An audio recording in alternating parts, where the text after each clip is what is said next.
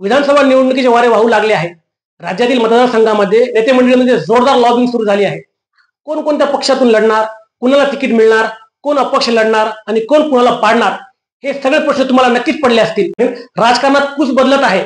नेमका पाथरीचा आमदार कोण होणार, जनतेची पसंती कुणाला मिळणार, तेच आज आपण या व्हिडिओच्या माध्यमातून पाहणार आहोत. नमस्कार मंडळी, तुम्ही पाहत आहात चौथा स्तंभ.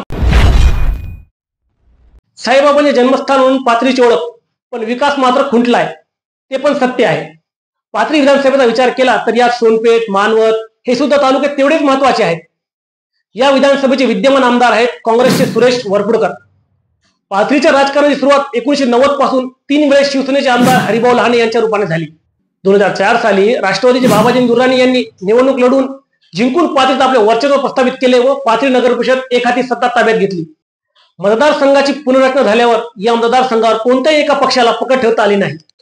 2009 साली शिवसेनेच्या मीरा रेंगे जिंकल्या व 2014 साली अपक्ष उमेदवार मोहन फड यांना मैदान मारत बाजी मारली.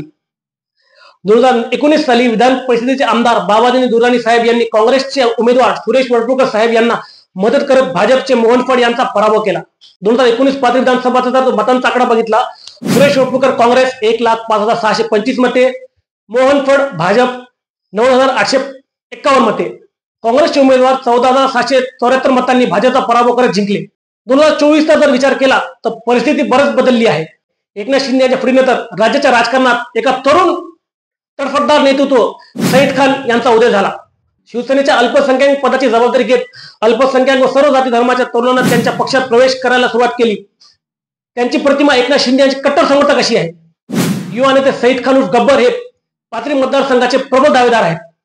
शिंदेच्या फुटीनंतर सईद खान यांनी संपूर्ण मतदारसंघ पिंजून काढत पक्षाची बांधणी केली व संघटना मजबूत केली. मुख्यमंत्री वैद्यकीय सहायता निधीच्या माध्यमातून मतदारसंघातील गोरगरिबांची कामे केली, रस्त्यांची कामे मार्गी लावली व मतदारसंघात त्यांची इमेज एक विकास पुरुष अशी झालेली आहे.